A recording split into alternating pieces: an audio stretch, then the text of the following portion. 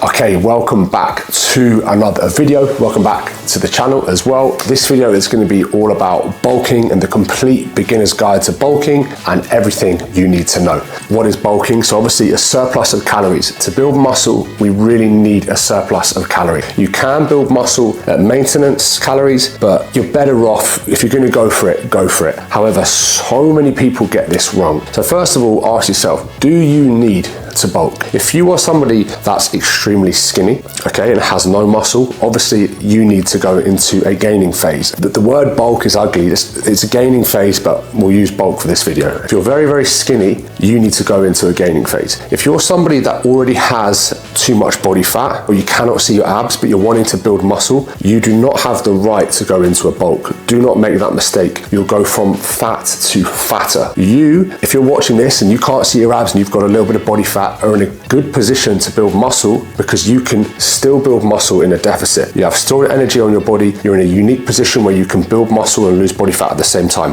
If you're overweight, sit in a slight calorie deficit. If you're underweight, sit in a slight calorie surplus. I've said it in many videos how to work out your maintenance calories. There's loads of calculators. Find out where you're at, okay, and go slightly above that. Think about this, guys. If you're very, very skinny and you're very, narrow-shouldered, very, very skinny, you're going to go into a surplus. Let's say your maintenance calories are 2,500 and you're going to go up to, let's say a 20% increase, okay? And you go up to close to 3,000. If after 2 weeks you haven't gained any weight, you're not in a surplus, obviously, and you need to go up. The amount of people that say to me, I'm bulking, been bulking for 3 months, I just haven't gained any weight. It's like, what bulk are you on? You are not in a gain, you increase your calories, obviously. So very skinny, increase calories. Very overweight, sit in a small deficit, you'll still build muscle. That's the first thing. Next thing, we have a lean bulk and then we have a dirty bulk. I've done them both. Which one's best? Without a doubt, the lean bulk is better. One thing you have to remember, we've all made this mistake, the dirty bulk, I know I have. I dirty bulked up to 103 kilos. I looked absolutely terrible. And then it meant just I have to spend more time in a deficit to lose body fat. So the extra fat I put on just took longer. I spent more time in a deficit, just lost more muscle along the way. We want to put on the least amount of fat. Whatever comes on has to eventually come back off. The clean lean bulk is best. Think 10 to 15% above your maintenance calories, good nutritious foods, not 30%, 40% above your maintenance, pizzas and weight gainer shakes and all this crap. You're going to put on body fat quickly, your digestion's going to suck, you're not what you eat, you're what you absorb, and you're just going to feel crap, you're going to have poor skin, your training's going to suffer, and you're going to cut your bulk short because you put on too much body fat. So that sets me into the next thing I want to talk about is how long do we actually bulk for? We bulk until we've lost the definition in our stomach or until we start to get soft. So like I said, only certain people can bulk, okay? You need to really diet down first if you're overweight to go into a surplus, or if you're skinny and you're lucky, you can push into it straight away. A good quality bulk, guys, 6, 8, 12 months, okay? Not 6 to 8 weeks. You do not build much muscle in 6 to 8 weeks, okay? You need to be pushing 6 months to a year. We can do mini diet breaks in between, but I'll get to that another time. So we've spoken about setting calories. Now, nutrient timing is another one. A lot of people are so concerned about slamming that post-workout shake. It does not matter, guys. Just have well-balanced meals across your day. If you're having 2,500 calories a day, you can have, 500 calorie meals. You can have two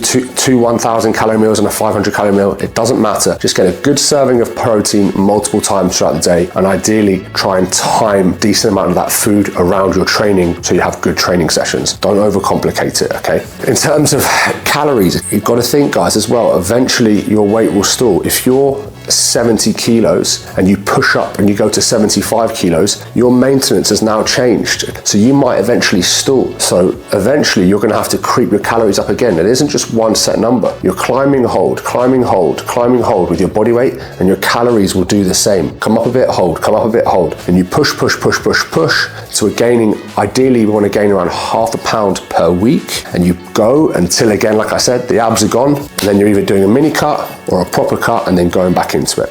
But that's another video for another time. What do we do with training and cardio? I'm going to do a whole video on cutting after this. And training is the same, whether you're bulking, whether you're cutting, maintenance. You should be training hard. You should be training heavy, which is relative to you. You should be training close to failure, focusing on big compound lifts and getting stronger over time. Your job during a bulking phase or a gaining phase is to increase your body weight and increase your lifts. If you can do that, so drive calories up, alongside that you drive your body weight up, alongside that, you drive your key lifts up. Think incline press, chin up, deadlift, row, squat. You can push all of these up and your food and your body weight, you will build muscle. And then we'll talk about how to hold it afterwards, okay? If you're driving calories up and none of your lifts are going up, what are you doing? You're not training properly, okay? A lot of people, they get so fixated on calories that they forget you need to train harder, you need to train properly. So we've spoken about when to stop, okay? But imagine you get to the end of your bulk. Let's say you've gone from 70 kilos to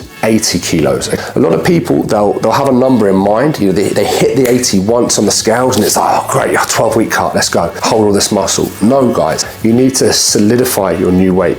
Let's say you went from 70 kilos to 80 kilos in 16 to 20 weeks or 25 weeks, however long it was. Once you hit 80 kilos, it's important to try and hold that for 2 to 4 weeks and try and stabilize at that weight and create a new norm. If we can hold 80 kilos for 4 weeks by maybe dropping your calories down a little bit but keeping everything going, and you'll create a new set point, you actually get slightly leaner at that weight. Only once you've sat at that new body weight for multiple weeks do you have the right to then diet down. And then the diet down has to be a very slow process, but I'm going to go over everything about cutting in the next video.